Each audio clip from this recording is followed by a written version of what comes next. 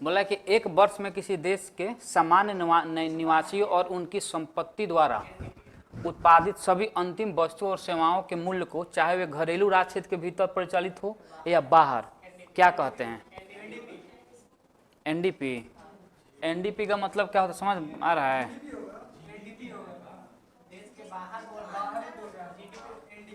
बोला कि अंतिम वस्तुओं और सेवाओं के मूल्य को, चाहे वे घरेलू राज्य क्षेत्र के भीतर परिचालित हो या बाहर, उसको क्या कहते हैं? एनडीपी का मतलब क्या होता है? एक्सपोर्ट इंपोर्ट एनडीपी में होता है कि जीएनपी में होता है?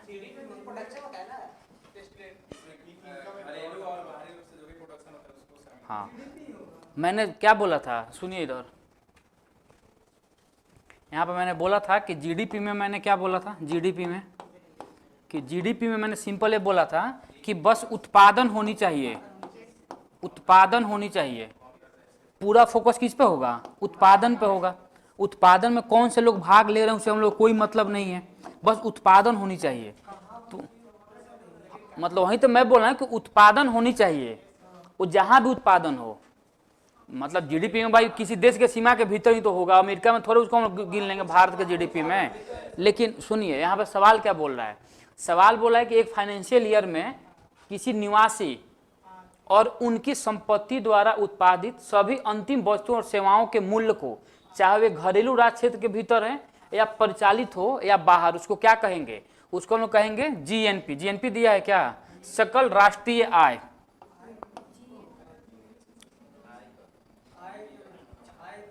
अरे वहाँ पे हाँ तो वही ठीक है, आय नहीं दिया है लेकिन वही है बात। समझ में आ रहा है मैं क्या बोला, समझ में आ गया चीज़ है। सिंपल बोला है कि जीएनपी में क्या होता है कि पूरा फोकस रहता है किसी उसमें निवासियों के द्वारा, निवासियों पूरा फोकस होता है।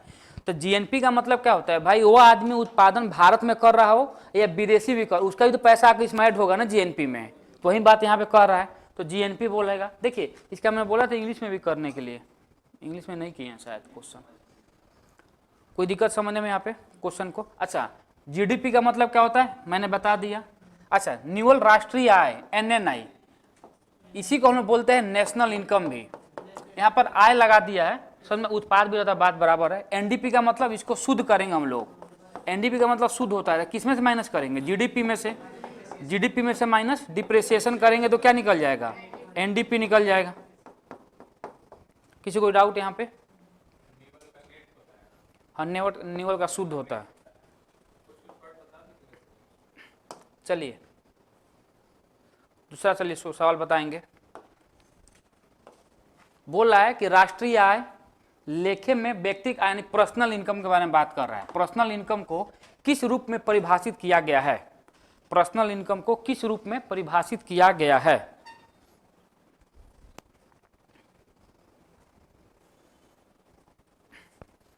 ये थोड़ा चीज़ है ना, हिंदी में बहुत टफ लगा दिया है हिंदी। अब समझिए यहाँ पे पर्सनल इनकम, पर्सनल इनकम में मैंने क्या बोला था कल?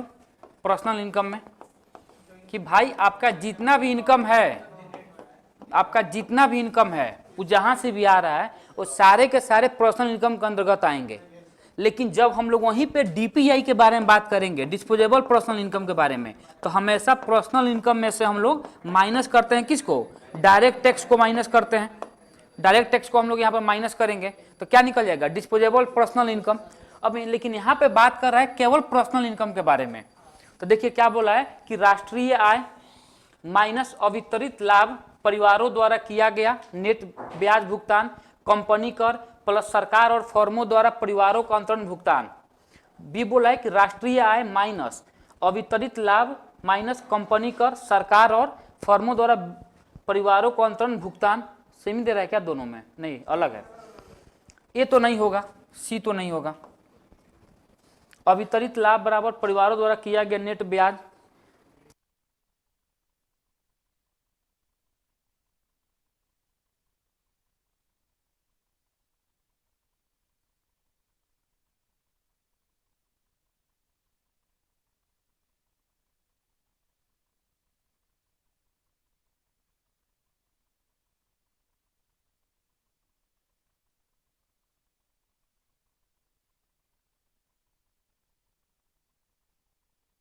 क्वेश्चन आगे देखते हैं।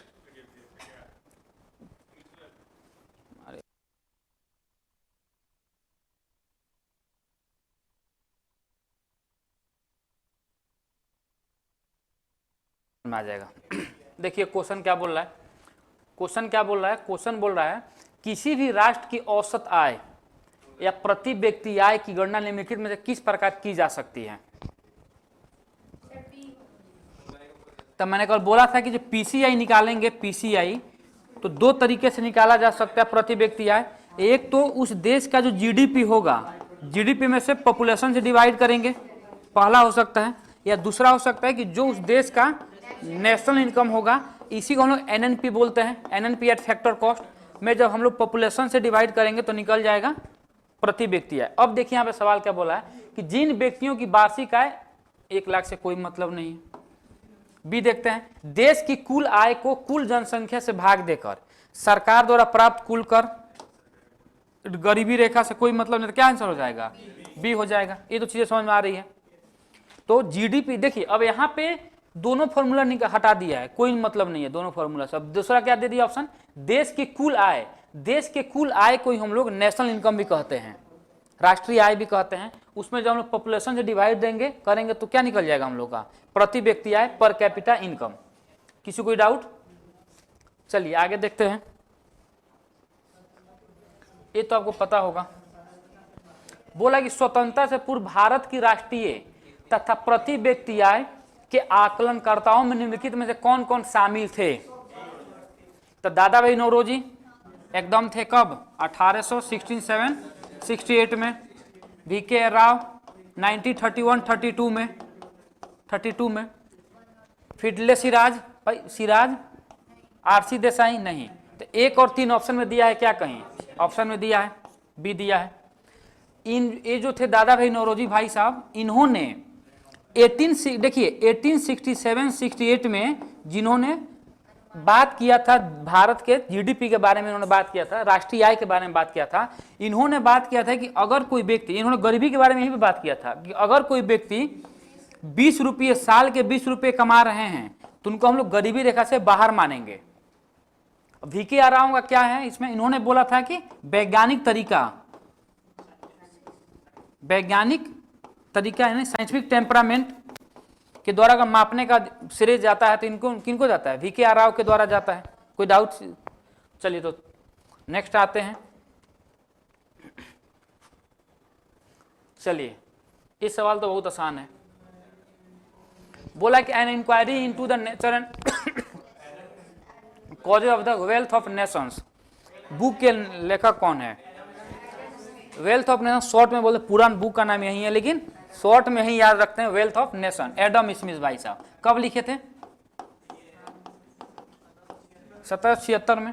अच्छा, अमर्त्य सेन ने क्या बोला था? अमर्त्य सेन ने गरीबी के बारे में कुछ बात बोला था। इन्होंने बोला गरीबी, इनसे पूछा गरीबी क्या है, तो इन्होंने बोला गरीबी क्षमताओं का अभाव है। गरीबी क्षमताओं का अभाव है। गरीबी क्षमताओं का अभाव है। अमर्त्य सेन के भाषा में अगर बोला जाए कि गरीबी क्या है, तो गरीबी क्षमताओं का अभाव है।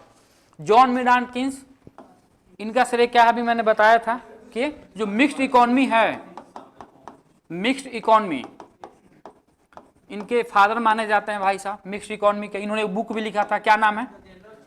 The general theory of employment, interest and money. तो इनके बुक का नाम क्या है? The general theory of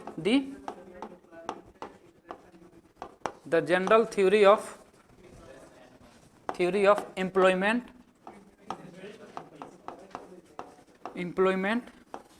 interest and money. ठीक है ना? चलिए क्वेश्चन देखिए, नेक्स्ट क्वेश्चन क्या बोल रहा है? बोल रहा है कि उपभोक्ता वस्तुओं के संदर्भ में निम्नलिखित पर विचार कीजिए। उपभोक्ता वस्तुओं के संदर्भ में, उपभोक्ता का मतलब कंज्यूमर, हम लोग बात कर रहा है कि आहार, मनोरंजन और वस्त्र।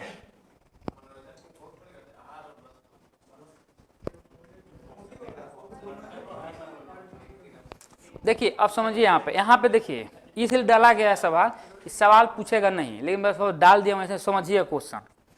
अगर एग्जैक्ट देखा जाए तो आंसर ऑप्शन 1 और 3 सही है, लेकिन ऑप्शन में देख नहीं रहा है कहीं, तो इसीलिए हम लोग इसके साथ जाएंगे। समझ आ रहा है ना? तो कभी कभी अगर ऑप्शन में नहीं दिख रहा है, जो अगर ऑप्शन में जो दिख रहा है हमको उसके साथ जाना पड़ता है मजबूरी में भी, तो आंसर क्या होगा इसका? एक और एक, दो, तीन, तीनों हो जाएगा। क्या बोला है? उपभोक्ता वस्तुओं के संदर्भ में निम्नलिखित पर विचार कीजिए। आहार, मनोरंजन और वस्त्र, एक, दो और तीन, तीनों सही है। उपभोक्ता का मतलब हम लोग हैं, समझिएगा। जहां भी उपभोक्ता के बारे में बात आएगी हम लोग हैं। और उपभोक्ता मैंने कल बताया था कि उपभोक्ता के पास कोई दूसरा ऑप्शन नहीं है, और उपभोक्ता के पास दो ही ऑप्शन है, या तो संतुष्ट होगा या असंतुष्ट हो जाएगा, तीसरा कोई ऑप्शन नहीं है। हम लोग क्या है, क्या कोई ऑप्शन हम लोग के पास है ही नहीं।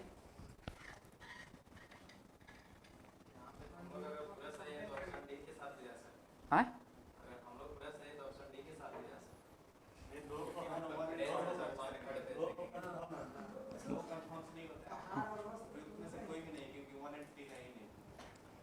हाँ, ये भी सही है, एकदम सही है, लेकिन कुछ एकदम क्लोज देखा जाता है। क्लोज क्या है? तो क्लोज एक, दो तो सही है, एक और तीन तो सही है, इसीलिए इसके साथ हम लोग एक और तीन, एक, दो और तीन के साथ जाएंगे। आइए नेक्स्ट, इस चलिए बताएंगे। इस पे मैं नहीं कुछ बताऊंगा, आपको ही बताना होगा। बोला कि निम्नलिखित में से कौन सा कथन मूल्य ह्रास को सर्वोत्तम वर्णित करता है, यानी डिप्रेसिएशन के बारे में बात कर रहा है। डिप्रेसिएशन के बारे में बताएंगे।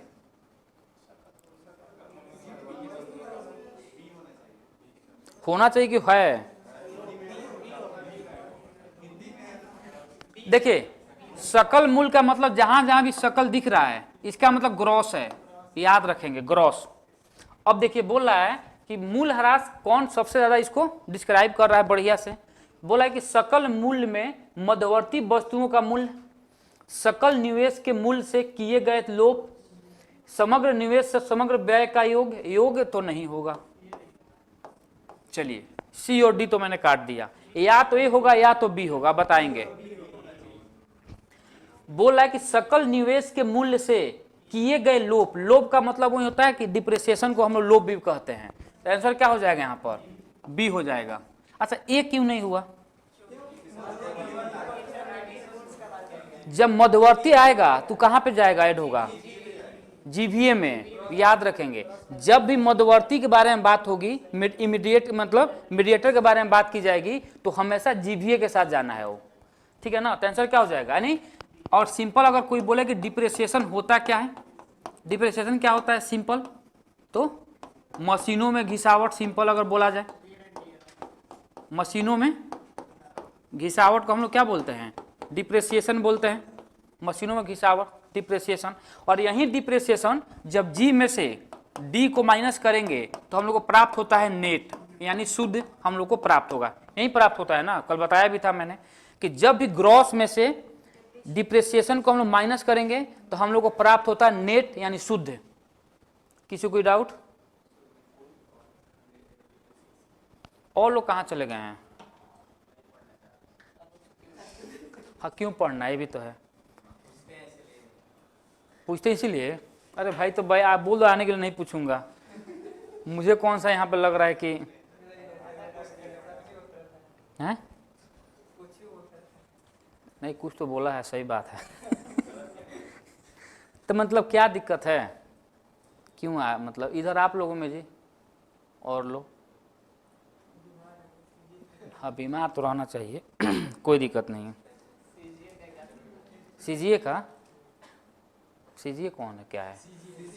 अच्छा, सीजीएल, अच्छा हाँ, एसएससी, एसएससी, ठीक ठीक ठीक। हम लोग नया कौन बीपीएससी में आ गया सीजीए, डायरेक्ट महाधिवक्ता बनाएगा क्या है? एडवोकेट जनरल वही ना होता है, किस अनुच्छेद में?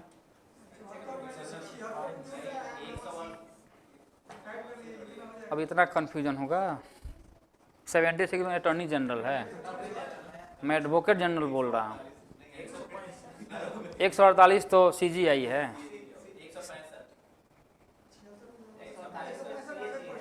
कंफर्म? चलिए, बहुत बढ़िया। 165 में एडवोकेट जनरल के बारे में बात।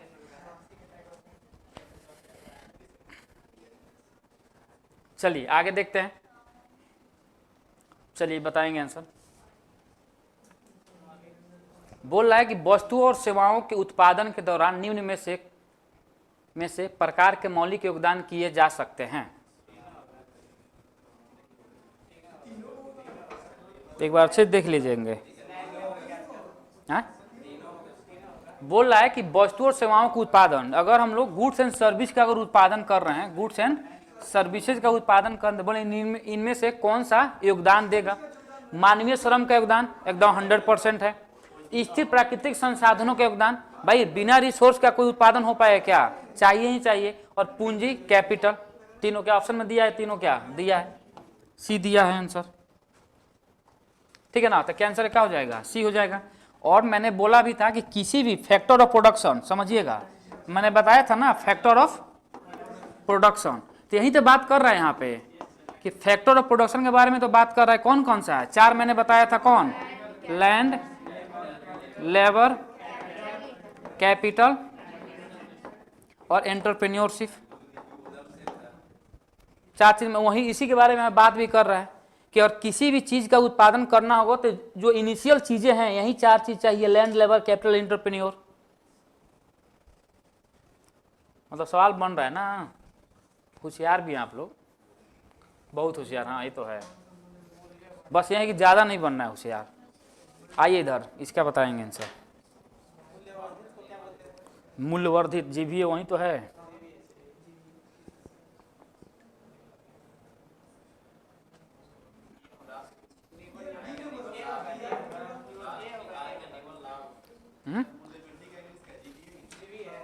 हाँ देखिए बोल रहा है कि निम्नलिखित में से कौन सा मूल्यवर्धित, मूल्यवर्धित का मतलब जीवीए के बारे में बात कर रहा है यहाँ पे। जीवीए शब्द को सही स्पष्ट करता है।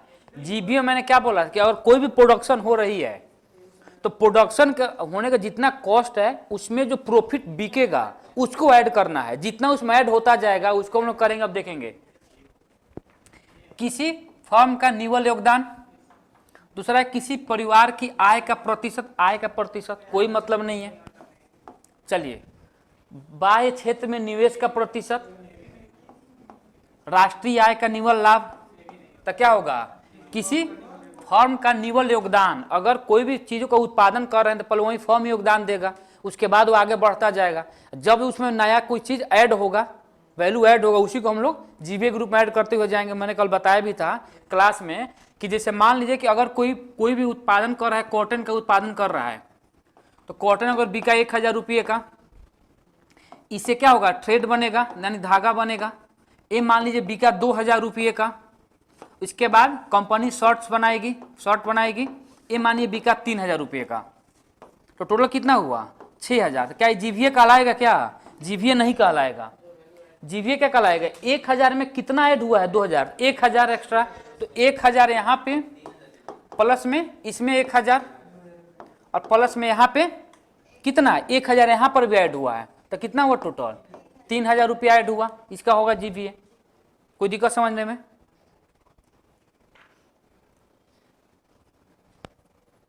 चलिए इसको बताएंगे।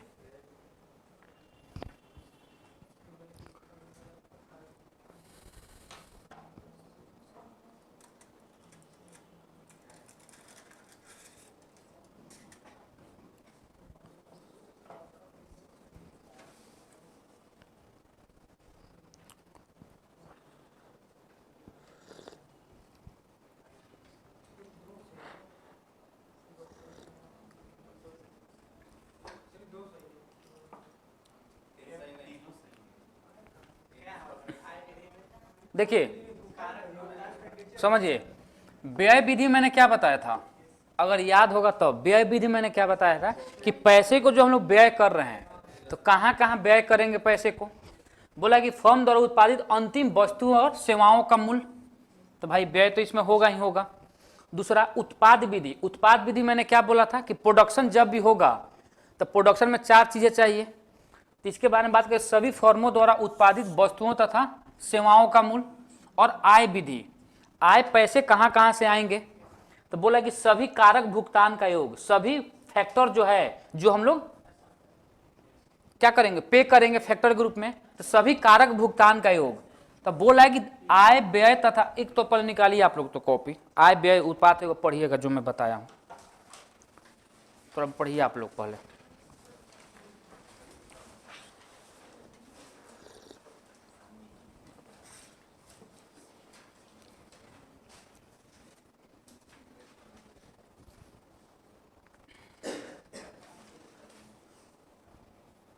क्या बोला हूं मैं? आय विधि मैंने क्या बोला, निकाले आप लोग? हाँ, आय में भाई कहाँ से ब्याज आ रहा है, कहाँ से रेंट आ रहा है, कहाँ वेजेज जा रही है। तो क्या बोला है कि आय में क्या बोला है ना, सभी कारक भुगतान का योग। अच्छा, उत्पाद में मैंने क्या बोला था कि प्रोडक्शन करेंगे, किसी भी चीज का अगर हम प्रोडक्शन करेंगे तो प्रोडक्शन करने में कौन कौन चीजें जरूरी है।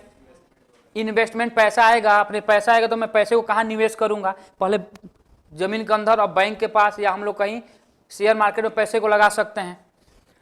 फिर बोला है कि व्यय विधि, अब पैसे को कहाँ कहाँ खर्च होगी, तो गवर्नमेंट करे या हम लोग पर्सनल करें, कंजम्पशन के द्वारा करें, सारा का सारा। तो तीनों का तीनों ऑप्शन सही है यहाँ पे। तो क्या होगा आंसर? आंसर इसका सी होगा। 1, 2 और 3 तीनों का तीनों सही है यहाँ पे। किसी को डाउट समझने में यहाँ पे? और ये जो आय व्यय विधि है क्या है? राष्ट्रीय आय मापने की विधि है ना, राष्ट्रीय आय मापने की विधि। तो बहुत बार सवाल पूछता भी है कि राष्ट्रीय आय मापने की कितनी विधियां हैं? 3 है। कौन कौन? एक है आय विधि, दूसरा है व्यय विधि, और तीसरा है उत्पाद विधि। ठीक है ना? चलिए इसको बताएंगे आंसर। बोल रहा है कि सकल घरेलू उत्पाद, यानी जीडीपी के बारे में बात कर रहा है। सकल घरेलू उत्पाद, ग्रॉस डोमेस्टिक प्रोडक्ट डिफ्लेटर के संबंध में निम्नलिखित कथनों पर विचार कीजिए।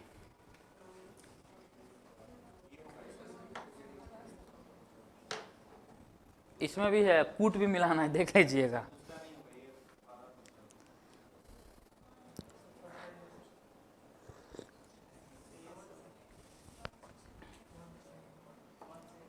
देखिए पहले देखिए जीडीपी डिफ्लेटर समझिएगा पहले। कल मैंने बताया था कि जीडीपी जो डिफ्लेटर है, ये कहता क्या है? Nominal GDP, nominal GDP minus बटे में क्या है? Real GDP. एक है, पहला तो सही है ना। तो देखिए यह सांकेतिक जीडीपी और वास्तविक जीडीपी का अनुपात है। देखिए ऑप्शन पहला सही है। जब ऑप्शन पहला सही है तो सी कट गया और यहाँ पे बी कट गया। या तो ऑप्शन ए होगा या तो ये, समझ रहे हैं ना? इलिमिनेट करने का मेथड इजी है, क्योंकि पहला सही है। जब पहला सही है तो इसमें पहला नहीं दिया है तो हटेगा ही हटेगा, और यहाँ पर भी दिया तो ये भी। अब या तो 2 सही होगा या तो 3 सही होगा। दूसरा देखते हैं, यह उत्पादन में वृद्धि की सीमा को दर्शाता है। क्या जीडीपी उत्पादन के वृद्धि को सीमा को दर्शाता है क्या? ये मैंने नहीं बताया था, लेकिन चलते हैं, डाउट है इस पे, हम लोग इसको रखते हैं। तीसरा देखते हैं, यह केंद्रीय सांख्यिकी कार्यालय द्वारा प्रकाशित किया जाता है।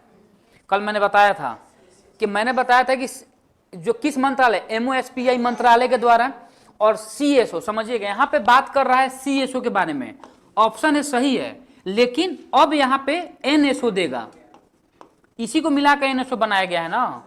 तो ऑप्शन ए सही है, क्योंकि मंत्रालय पूछेगा तो एमओएसपीआई मंत्रालय, ministry of statistics programme implementation.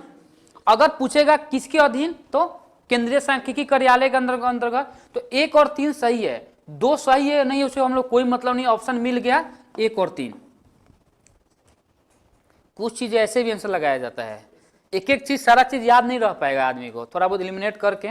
सब लोग होशियार हैं, समझ रहे हैं बातों को। किसी को डाउट यहाँ पे समझने में, किसी को इधर?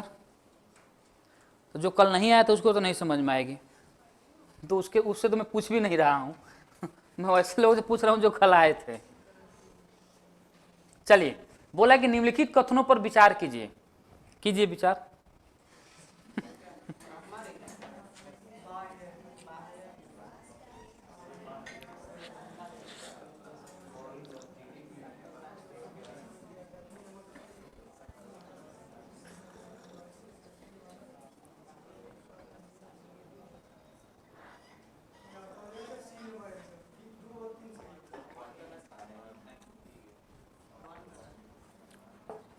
एक बार सोच लीजिएगा। चलिए, कितने लोग ऑप्शन ए के साथ हैं?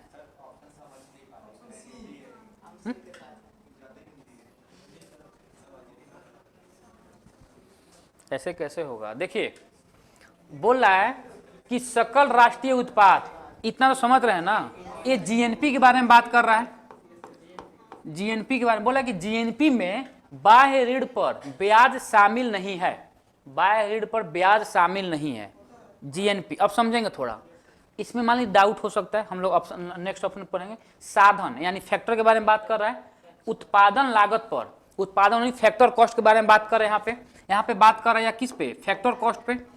पर राष्ट्रीय आय में अप्रत्यक्ष करों को छोड़कर सब्सिडी को शामिल किया जाता है। अरे भाई कैसे नहीं होगा, फैक्टर कॉस्ट में मैंने कल बोला था कि जब फैक्टर कॉस्ट निकालेंगे तो उसमें से इनडायरेक्ट टैक्स को माइनस करेंगे, सब्सिडी को प्लस करेंगे। तो दूसरा तो सही है ना, जब दूसरा सही है तो आएंगे यहाँ पर देखते हैं दूसरा। चलिए ए एक ऑप्शन हट गया, बी ऑप्शन हट गया, 3 ऑप्शन है, आगे देखते हैं तीसरा। मूल ह्रास यानी डिप्रेसिएशन के बारे में बात कर रहा है। मूल ह्रास की समायोजित गणना करने के बाद शेष बचने वाला सकल घरेलू उत्पाद ही निवल घरेलू उत्पाद है। एकदम सही है, तो 2 और 3 सही है। चलिए 2 और 3 सही है, ऑप्शन में 1 2 3 भी है, लेकिन ऑप्शन में 1 और 3 भी है, 2 और 3 सही है। ऑप्शन 1 आते हैं, बोल रहा है कि सकल राष्ट्रीय यानी जीएनपी, जीएनपी में बाह्य ऋणों पर ब्याज शामिल नहीं है।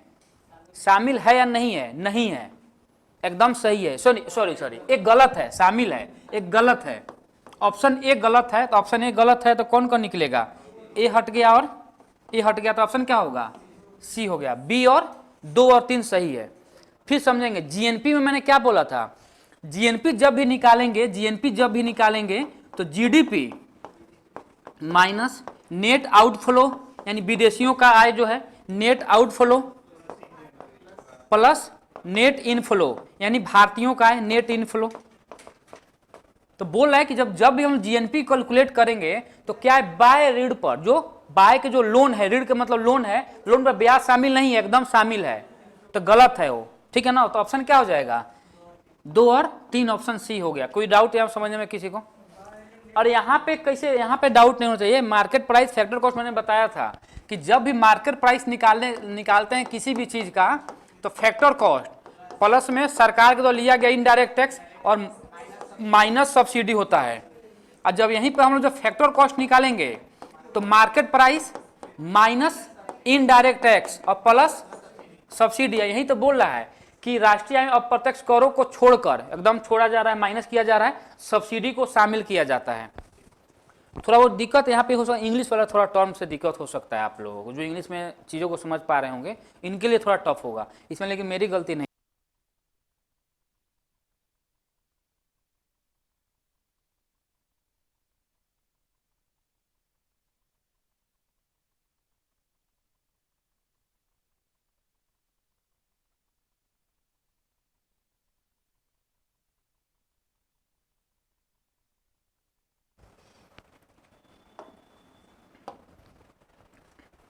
चलिए नेक्स्ट आएंगे, चलिए इसको बताएंगे। बोला कि राष्ट्रीय नेशनल डिस्पोजेबल इनकम क्या होती है?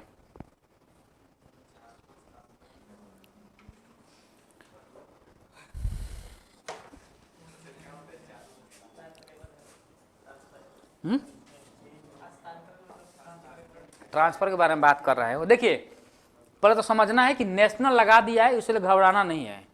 डिस्पोजेबल इनकम जो होता है ना वही होता है, सिंपल। अब समझिए यहाँ बोल रहा है कारक लागत पर, फैक्टर कॉस्ट के बारे में बात कर रहा है। कारक लागत पर नियमित राष्ट्रीय उत्पाद यानी NNP यानी नेशनल इनकम। तो बोला है कि कारक लागत पर निवल राष्ट्रीय उत्पाद प्लस शेष विश्व से प्राप्त अन्य चालू हस्तांतरण। एक गलत है, क्योंकि मैंने बोला था कि डिस्पोजेबल इनकम में से हमेशा अपने इनकम में से हम लोग माइनस करते हैं डायरेक्ट टैक्स को। तो नेशनल हो चाहे पर्सनल हो, बात बराबर ही है, तो ये तो नहीं होगा ऑप्शन।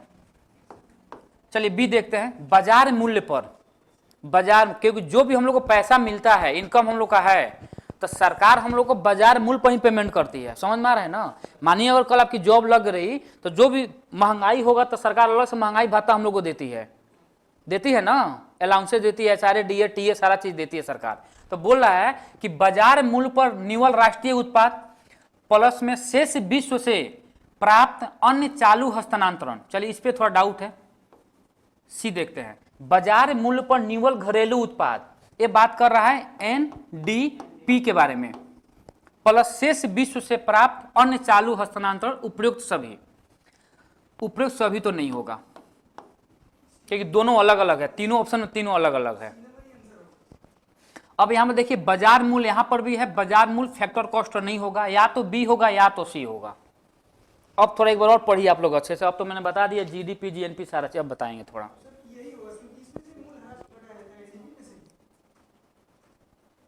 चलिए और कोई तो बताइए कैसे बी होगा। बी अगर मान लीजिए अगर होगा तो कैसे होगा बताइए, बताएंगे ना।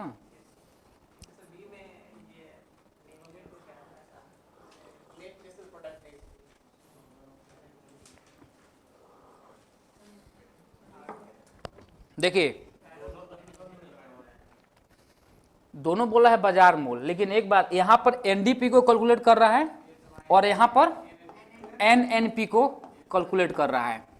तो जब भी हम लोग पर्सनल इनकम या नेशनल के बारे में बात कर रहे हैं, नेशनल डिस्पोजेबल इनकम के बारे में बात करेंगे, तो हमेशा हम लोग एनएनपी एट मार्केट प्राइस के बारे में बात करते हैं जब नेशनल इनकम डिस्पोजेबल इनकम के बारे में बात हो रही हो तो।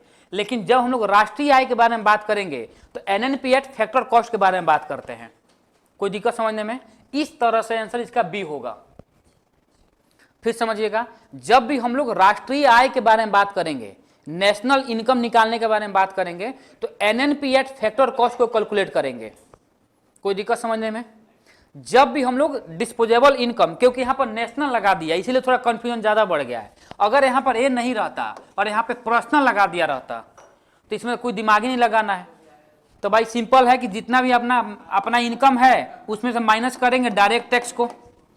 कुछ और भी इसमें माइनस कर सकते हैं हम लोग, अगर अन्य प्रकार किसी प्रकार हम लोग पेनाल्टी पे कर रहे हैं, दे रहे हैं पेनाल्टी तो उसको माइनस करेंगे यहाँ से। लेकिन यहाँ पर भी नहीं है, तो डायरेक्ट हम लोग घटाते हैं क्या पे डायरेक्ट टैक्स को हम लोग यहाँ से माइनस करते हैं तो निकल जाता है डिस्पोजेबल इनकम का सिंपल मतलब ये होता है कि वैसा पैसा जो आपके पास अब बचा हुआ है, आपके पास सरकार आपको कितना पैसा दी, उस पैसा में से आपने सरकार को कितना टैक्स पे किया।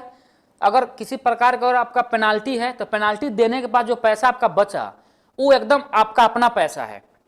आपका जो आज पैसा मिला है, मान लीजिए कहीं पे आप जॉब कर रहे हैं, प्राइवेट सरकारी जो भी, खासकर सरकारी के बारे में बात करता है, अगर आप जॉब कर रहे हैं तो जो पैसा आज आपको मिला है वो पूरा पैसा आपका नहीं है, ध्यान देना है। क्योंकि अभी इसमें से टैक्स भी कटना है, इसमें से भी पेनाल्टी भी हो सकता है कि आप दें।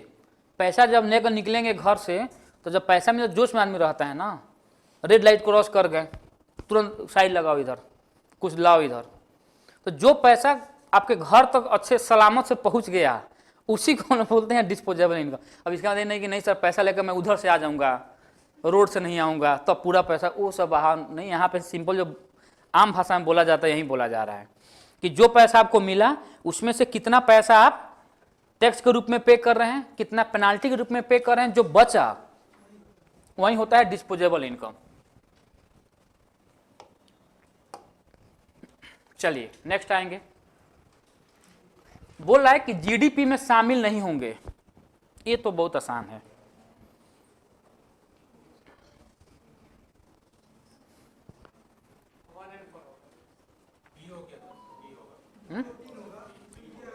चलिए देखिए जीडीपी में सरकारी सेवाएं शामिल होती है क्या? जीडीपी में शामिल नहीं होंगे। चलिए जीडीपी में क्या सरकारी सेवाएं शामिल होती है? चलिए आगे देखते हैं, कंफ्यूजन है थोड़ा, आगे चल ऊपर देखते हैं। उपयोग किए गए वस्तुओं का विक्रय, उपयोग किए गए, अगर वस्तु का उपयोग हो गया तो जीडीपी में शामिल नहीं होगा वो, क्योंकि जो फर्स्ट बार जो वस्तु का यूज किया जाता है ना वो जीडीपी में शामिल होता है। तो 3 तो नहीं होगा, जब 3 नहीं होगा तो ऑप्शन एक कट गया, एक कट गया, जीडीपी में शामिल नहीं होंगे ना, नहीं होंगे ना, ये तो सही है ना, तो नहीं होगा तो तीसरा सही है। देख रहे हैं कंफ्यूजन हो जा रहा है। बोला है कि शामिल नहीं होंगे तो ए नहीं होता है शामिल, तो तीसरा शामिल, ऑप्शन 3 सही है। तो जब ऑप्शन 3 सही है तो या तो सी होगा, ए होगा, अभी तो सब हो रहा है, बस एक बी कट रहा है। आगे देखते हैं, मध्यवर्ती वस्तुओं का मूल्य, मध्यवर्ती वस्तुओं का मूल्य भी शामिल नहीं होता है। क्या होता है क्या? तो मध्यवर्ती वस्तुओं का मूल्य भी शामिल नहीं होता है, तो ये भी सही है। दो और तीन अभी भी चल रही है, आगे चलते हैं। अपने जीवन यापन के लिए गृह किराए का उपयोग एकदम होता है, जीडीपी में होता है। तो क्या ये होता है? तो ये गलत हो जाएगा। तो एक गलत हो गया, एक कट गया इधर इधर, तो क्या बचा? ऑप्शन सी बचा। क्या इस बात को समझ पा रहे हैं मैं क्या बोल रहा हूं? बोल रहा है कि जीडीपी में मध्यवर्ती वस्तु हो या उपयोग किए गए वस्तु हो, ये शामिल नहीं होंगे, क्योंकि दोनों वस्तु जीडीपी का सिंपल मैंने परिभाषा बोला था कि किसी भी देश के सीमा के भीतर एक वित्तीय वर्ष में उत्पादित अंतिम वस्तुओं का जो मौद्रिक मूल्य यानी मार्केट प्राइस होता है, उसी को हम लोग जीडीपी कहते हैं। और एक बार अगर वस्तु को हम लोगों ने यूज कर लिया तो दोबारा से उसको हम लोग, जैसे एक बार यूपीएसआई के एग्जाम शायद था कि यूपी का कोई एग्जाम था, उसमें पूछ दिया था कि फ्रिज, उपयोग किए गए फ्रिज और एक और कुछ था, क्या इस जीडीपी में शामिल होंगे? उपयोग किए गए फ्रिज भी जीडीपी में शामिल होंगे, क्योंकि पहली बार जब जो उत्पाद खरीद कर लाया होगा वो शामिल होगा ना। उसके बाद आप 10 राउंड बेचिए खरीदे, उससे कोई मतलब नहीं है। और लेकिन जीवीए के बारे में अगर बात होगी तो जीवीए के बारे में जब भी बात होगी तो ऐड होगा। जीवीए में होता है कि जो पहली बार क्रिएट होगा, पहली बार, वो ऐड होगा। जैसे मान लीजिए कि मैंने बाइक खरीदा और मैंने बाइक खरीद कर इनको बेचा, तो ऐड नहीं होगा। लेकिन अगर मेरा बाइक नहीं बिक रहा है और इन्होंने क्या किया, मेरा बाइक, इन्होंने मेरा एक दलाल के रूप में काम किया, मान लीजिए हम मीडिएटर के रूप में काम किया, तो पहली बार जनरेट हो रहा है, तो पहली बार जनरेट हो रहा है तो ये ऐड होगा। लेकिन जो मैं बाइक अपना बेचूंगा वो ऐड नहीं होगा। कोई दिक्कत? जीबी और जीडीपी में समझ रहे हैं क्या अंतर है ना? जीडीपी में पुराना वस्तु ऐड नहीं होगा, जीबी में भी नहीं होता, लेकिन अगर पुराने वस्तु के खरीद बिक्री में अगर कुछ नया चीज क्रिएट हो रही है वो ऐड होगा। किसी को डाउट समझने में?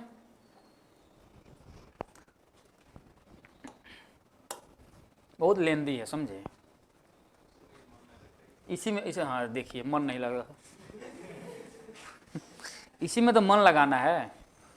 चलिए, निम्नलिखित में से कौन सा विकल्प गलत है?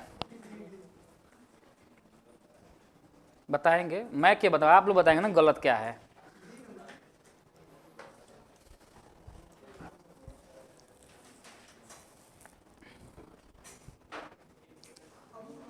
चलिए, अब मैं एक एक करके ये सवाल मैं पूछूंगा सभी लोगों से। चलिए बताइए तो भाई साहब, आंसर क्या होगा इसका आंसर क्या होगा? हाँ? अरे भाई तो पढ़ के अच्छे से बताइए ना, ऐसे बोले मैं डर ही गया नहीं पता। अरे कुछ तो आ रहे हैं तो समझ में आ रही होगी, चीज़ें आ रही है ना समझ में। देखिए चीज़ें समझ में आ रही है तो दिक्कत यह है कि ऑप्शन में बनना भी चाहिए सवाल। केवल यहाँ पे पढ़ने से मज़ा नहीं है, यहाँ पे पढ़ेंगे तो सबको समझ में आएगी, लेकिन एक कितने दिन तक आप इसको होल्ड करके रख रहे हैं, ये सबसे इम्पोर्टेंट है। जैसे शेयर मार्केट में अगर आप लोग लगाते होंगे पैसा, तो मान लीजिए आज मैंने किसी शेयर में पैसा लगा दिया 20,000 और वो मेरा 8% घट गया, इसका मतलब नहीं कि मैं अब बौखला जाऊँगा, उसको होल्ड करके देखूंगा पहले क्या उसका चीज़ें बन रहा है, ठीक है ना। तो उसी तरह चीज़ें हैं कि आप अभी पढ़ रहे हैं तो अभी तो चीज़ें समझ में आएगी ही आएगी, क्योंकि करंट में चल रहा है। इसको कितना दिन आप कैरी फॉरवर्ड कर रहे हैं ये सारा डिपेंड करता है, सारा चीज़ इस पर। चलिए आंसर बताएंगे, समझ में आ रहा है आपको? आंसर निकाल पा रहे हैं ये वाला? चलिए इधर बताइए जी, क्या होगा आंसर इसका?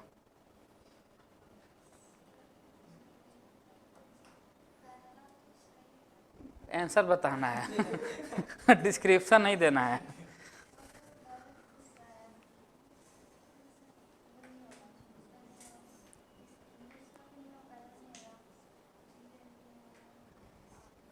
चलिए तब आप लोग भी बताते रहिए, तो आप सोचिए, बताइए क्या होगा इसका आंसर? टफ तो नहीं है, बहुत आसान है चीज़ें। इकोनॉमिक्स अभी मैंने बताया भी, उसे तो बोला हूँ, इसलिए तो मैं आंसर इसका नहीं बता रहा हूँ। चलिए आप बताइए। डी यानी 4। चलिए आपका डी है। आपका जी, आपका निकला कुछ? चलिए आप बताइए। डी, आपका भी डी है। कितने लोग का डी है इसमें? चलिए, तो बोला है कि कौन सा विकल्प गलत है। चलिए डी ही सीधे देख लेते हैं। उपयोग में आ चुकी वस्तुओं की बिक्री जीडीपी में भाई नहीं होती है, तो गलत है। अब पूछ भी रहा है क्या, गलत। जीएनपी में से निवल कारक आय घटाकर हमें जीडीपी मिलता है, क्या मिलता है क्या, एकदम मिलता है भाई, इसमें सोचना क्या है, एकदम मिलता है। राष्ट्रीय उत्पाद जनता की राष्ट्रीयता से संबंध होता है, एकदम होता है। कहीं राष्ट्रीय उत्पाद नेशनल प्रोडक्ट के बारे में बात कर रहा था भाई, सिटीजन तो आएंगे ही आएंगे बीच में। ये देख रहा है घरेलू उत्पाद यानी डोमेस्टिक के बारे में बात करें, जीडीपी कहीं ना कहीं से आएगा इसमें। घरेलू उत्पाद का संबंध किसी देश की भौगोलिक सीमा से होता है, एकदम होता है। देखिए जहां भी घरेलू दिख गया उसका संबंध हमेशा जीडीपी से होगा, जहां भी नागरिक दिख गया वो हमेशा उसका संबंध जीएनपी से होगा। याद रखना है सारा चीज, ये सब नहीं होता है कि कीवर्ड है चीजों को समझने के लिए। फिर मैं बता रहा हूं आपको एक बार, जैसे लोग कोई पूछेगा कि टीचर और स्टूडेंट में सबसे होशियार तेज कौन है, तो स्टूडेंट, क्योंकि स्टूडेंट को सारा सब्जेक्ट पढ़ना है। पढ़ना ना, जैसे मान ली मैं इकोनॉमिक्स पढ़ा, लेकिन इसका मतलब नहीं कि मुझे सारा चीज आता है, क्योंकि मैं भी एग्जाम देता हूँ तो मैं भी एक प्रकार से स्टूडेंट ही हूँ, स्टूडेंट कम टीचर, समझ में आ रहा है ना। टीचर कम स्टूडेंट नहीं हूँ मैं, स्टूडेंट कम टीचर हूँ, यानी पहले स्टूडेंट फिर टीचर।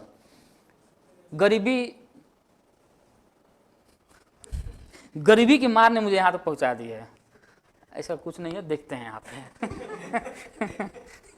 एक जगह मैंने बोला कि गरीबी, बोला कि सर कहाँ से आप दिखते हो गरीब, हम लोग कहाँ से दिखते हो, तो गरीब आदमी मतलब कैसे दिखता है, देखिए तो सही में नहीं, तो मैं सही में हूँ भी नहीं, क्यों दिखूंगा, नहीं ऐसा नहीं सच।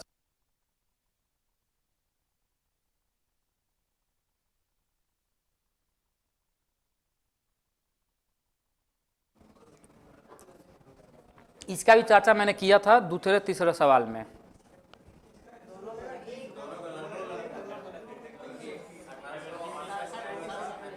अच्छा चलिए, दोनों गलत है, सबको लग रहा है, तो चलिए खड़ा हो जाइए, अब खड़ा होकर बताना इसका, इसमें सही क्या होगा। चलिए प्रथम ऑप्शन में क्या सही करना है मुझे, चलिए 1867, वही 68 मान लेते हैं। चलिए ऑप्शन 2 में क्या सही करना है, हाँ 1868। इसमें देखिए अब समझिए, बैठिए, बोल रहा है कि स्वतंत्रता प्राप्ति के पूर्व भारत में राष्ट्रीय आय संबंधी प्रथम अनुमान 1878 में दादा भाई नौरोजी, भाई ये तो सही है कि इन्होंने लगाया था, लेकिन ये नहीं 1867-68 में। फिर बोल रहा है कि दादा भाई नौरोजी द्वारा 1878 में नहीं, ये तो सही है 20 रुपये प्रति व्यक्ति राष्ट्रीय आय, लेकिन ये न होकर 1868 में होगा आंसर यहाँ पर, ठीक है ना। तो ऑप्शन क्या हो जाएगा,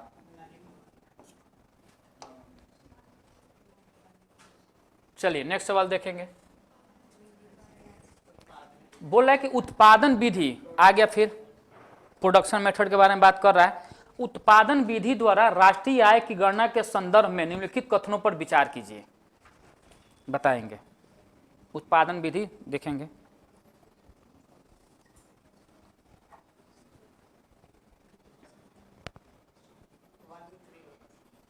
एक बार सोच लेंगे आप लोग अच्छे से, ये भी पूछूंगा खड़ा करवा कर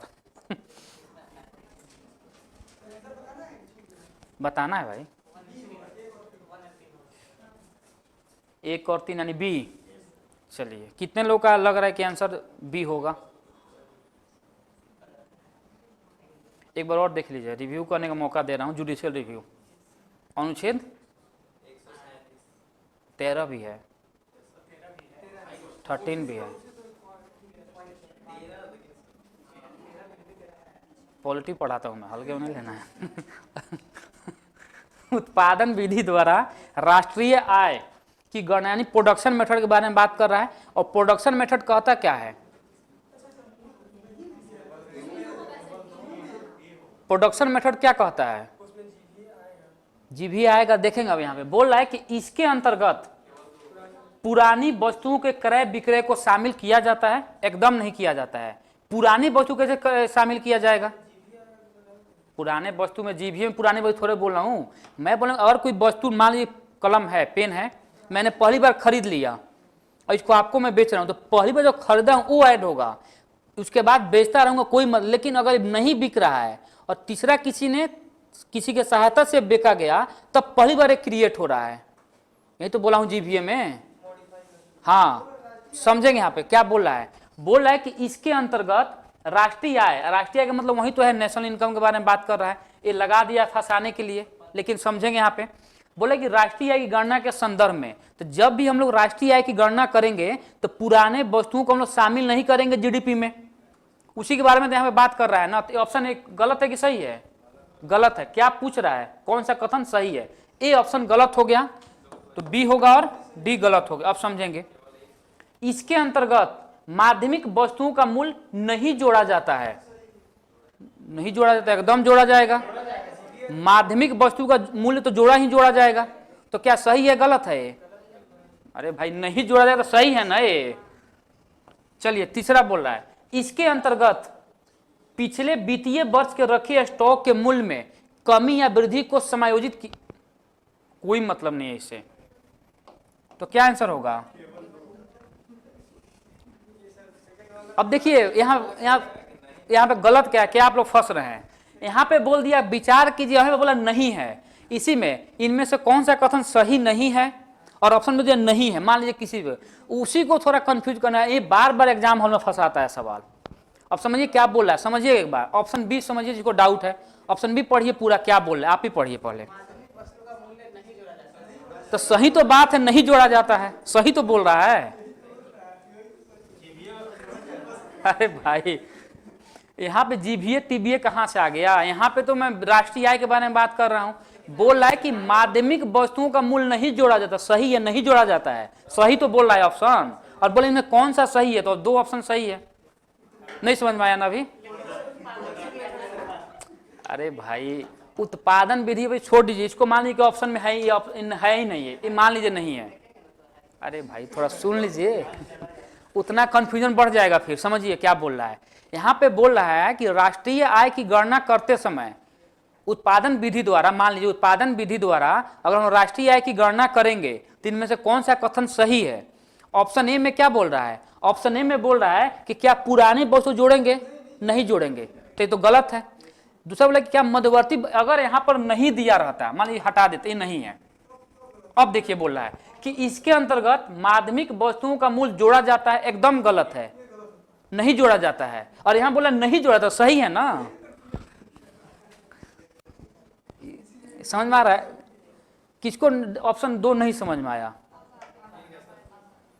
ये आ नहीं गया, इसको याद भी रखना है। एग्जाम हॉल में ऐसे ही पूछ रहा है सवाल आजकल। फिर देखिए भाई साहब को लग रहा डाउट है, टोपी पहन लिए हैं। इसके अंतर्गत माध्यमिक वस्तुओं का मूल्य जोड़ा जाता है, तो गलत है, एक गलत है। लेकिन बोला कि नहीं जोड़ा जाता है, तो सही बोल तो रहा है कि नहीं जोड़ा जाता है। हाँ एकदम। लेकिन यहाँ पे जीभीए बोल, यहाँ पर नेशनल इनकम बात कर रहा है ना भाई, यहाँ पर नेशनल इनकम के बारे में बात कर रहा है ना। जीभीए में भी माध्यमिक वस्तुओं का मूल्य जोड़ा जाता है, लेकिन कब? जब वो पहली बार क्रिएट होगा। जब पहली बार क्रिएट होगा, ये मैंने बताया था जीभीए में, जब पहली बार क्रिएट होगा वो। हाँ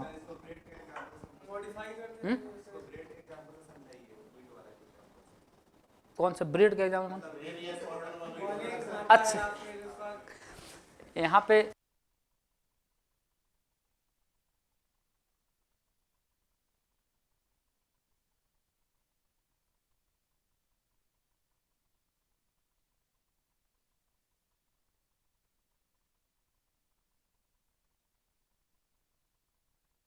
क्यों सोचेंगे पहली बार? अरे भाई प्रोडक्शन मेथड तो प्रोडक्शन मेथड नेशनल इनकम मापने की विधि है ना प्रोडक्शन में, इसमें जीभीए कहां से आएगा?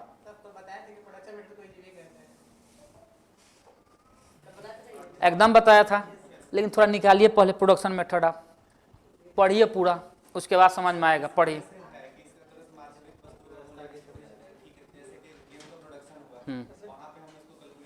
हाँ ठीक है। हाँ हाँ हाँ हाँ हाँ सही, अब सही बोल दिया। अब यही आपका सही हो जाएगा। मैंने गेहूं उत्पादन किया, तो गेहूं जितना मैं बेचूंगा मान ली 100 रुपये मैंने गेहूं बेचा तो ऐड तो वो तो ऐड होगा, पहली बार बेचा गया है। गेहूं को आटा में चेंज किया गया है, तो क्या गेहूं है कि आटा है? अब वो तो आटा है ना, तो कहाँ से उसका माध्यमिक भले वस्तु है लेकिन उसका रूप चेंज हो गया है ना। फिर उसे ब्रेड बनेगा तो फिर नया रूप चेंज हो रहा है, नया रूप ले रहा है। फिर ब्रेड के बाद कुछ मान ली और कुछ बन गया तो नया रूप ले रहा है। समझ में आ रहा है मैं क्या बोला हूं ना? गेहूं है लेकिन गेहूं का रूप भी तो चेंज होते जा रहा है ना कंटिन्यू। ये भी तो समझना है चीजों के, यहाँ पर ज्यादा कंफ्यूज नहीं रखना है चीजों को, हटाइए इसको नहीं तो बहुत बढ़ जाएगा कंफ्यूजन।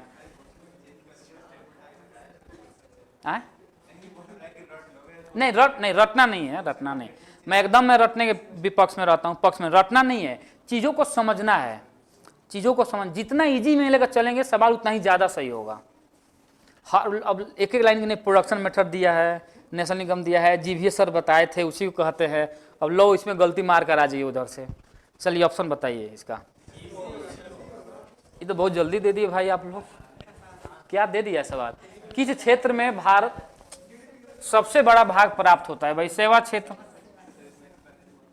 प्राइमरी सेक्टर, ठीक है, सेकेंडरी सेक्टर और टर्सरी सेक्टर, ये तीन है। इसमें कितना है? लगभग 18 से 20% है। इसमें कितना है? 26 से 29%। देखिए इतना ज्यादा है नहीं, मैं रेंज लेकर इसलिए चल रहा हूं कि ऑप्शन में कोई कंफ्यूजन ना हो बाद में। और यहाँ पे 55 से 56%, ये याद रहेगा, सवाल बन जाएगा इससे। अगर पूछेगा कि भारत के जीडीपी में सबसे ज्यादा योगदान कौन दे रहा है, तो सेवा क्षेत्र, सर्विस सेक्टर। सबसे कम कौन दे रहा है? प्राइमरी। लेकिन ध्यान देंगे प्राइमरी सेक्टर भले ही योगदान कम दे रहा है, लेकिन एग्रीकल्चरल तथा एलाइड सेक्टर, कृषि तथा उससे संबंध क्षेत्रों में लोगों की जो भागीदारी है, ज्यादा लोग उसी में लगे हैं, खासकर कृषि क्षेत्रों में लगभग 65% लोग, जिसमें से 55% लोग डायरेक्टली रूप से लगे हुए हैं और 10% के आसपास में इनडायरेक्टली रूप से लगे हैं। एक और बात, दूसरा बात समझिएगा यहीं पे, अगर यहां पर बात करेगा कार्य के आधार पर, मैंने बात किया था कार्य के आधार पे अर्थव्यवस्था के क्षेत्र, कार्य के आधार पे क्या बताया था मैंने? एक मैंने बताया था ऑर्गेनाइज सेक्टर, और दूसरा मैंने बताया था अनऑर्गेनाइज सेक्टर। अब ध्यान देंगे, अगर इसमें पूछेगा कि ऑर्गेनाइज सेक्टर तथा अनऑर्गेनाइज सेक्टर में भारत के जीडीपी में किसका योगदान सबसे ज्यादा है, तो अनऑर्गेनाइज सेक्टर लगभग 80-90% के आसपास में इनका योगदान सबसे ज्यादा है। इसमें वैसे लोग आते हैं जो सरकार के द्वारा बनाए गए नियमों का पालन सामान्यतः नहीं करते हैं, ठीक है ना। दूसरा बात यह है कि इनको काम करने की कोई सिक्योरिटी नहीं है, टाइम फिक्स नहीं है, सैलरी फिक्स नहीं है। शोषण तो होगा ही होगा, सबका होता है हर लेवल पे। उसमें वैसे लोग आते हैं जो जैसे अनस्किल टाइप के लोग हैं, जो मतलब जैसे लेबर वर्क के लोग ज्यादा आएंगे। रोड के किनारे जो ठेला वोला लगाते हैं लोग, सारे लोग वहीं आएंगे। लेकिन इनका योगदान सबसे ज्यादा है भारत के जीडीपी में। भाई क्यों नहीं रहेगा? जब ज्यादा जनसंख्या यहीं पे काम करेगी तो उत्पादन यहीं पे हो रही है ना, हम लोग इसी में आ रहे हैं है कि नहीं? हम लोग किस में आएंगे? इसमें या इसमें? मैं किस में आऊंगा, इसमें या इसमें? अनऑर्गेनाइज में आऊंगा, क्योंकि प्राइवेट सेक्टर को इसी में डाला गया है। इसमें काम का कोई सिक्योरिटी नहीं है, कम निकाल दिया जाए, निकलो इधर से, तुम्हारा काम फाइनल है ना।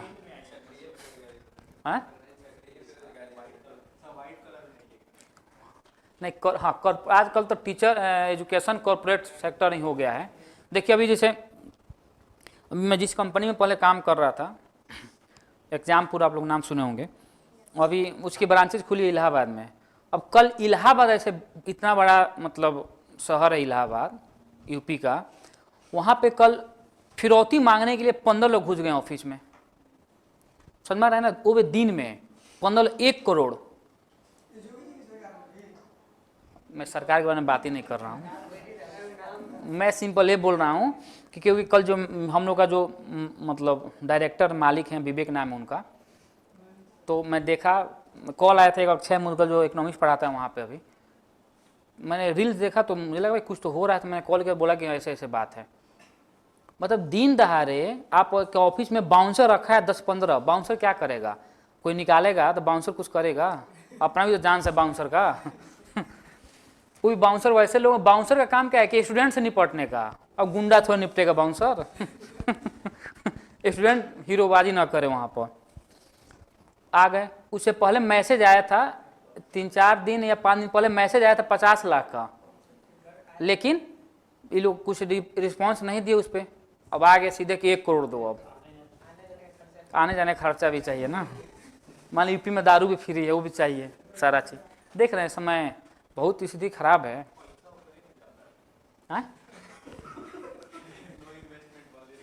हाँ जा, ऐसे ही कैसे है जी, इतना ही थोड़ा ना है, और भी तो था। थैंक यू, आ गया। सी यू अगेन। और कुछ है क्या इसके बाद? नहीं, अब नहीं। चलिए तो यहाँ तक।